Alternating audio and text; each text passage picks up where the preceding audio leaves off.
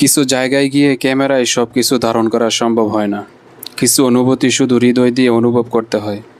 আজ আমরা এসেছিলাম শহীদ শরীফ ওসমান হাদির কবর জিয়ারত করতে, কিন্তু দুঃখের বিষয় কবরস্থানের ভেতরে প্রবেশের অনুমতি না থাকায় তার কবরের কাছে যেতে পারেনি।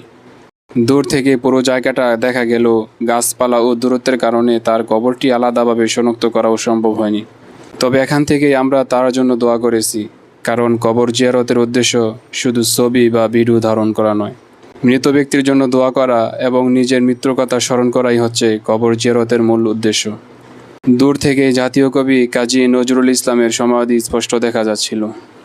আর এই নীরব পরিবেশে দাঁড়িয়ে বারবার মনে হচ্ছিল দুনিয়ার জীবন সত্যিই ক্ষণস্থায়ী। আজ আমরা আছি, একদিন আমাদেরও এই মাটির নিচে ফিরে যেতে হবে।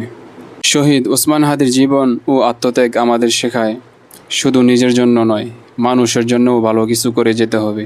হে আল্লাহ, শহীদ ওসমান হাদির সকল ভুল ত্রুটি ক্ষমা করে দিন, তার কবরকে নূরে ভরিয়ে দিন এবং জান্নাতুল ফেরদাউস নসিব করুন।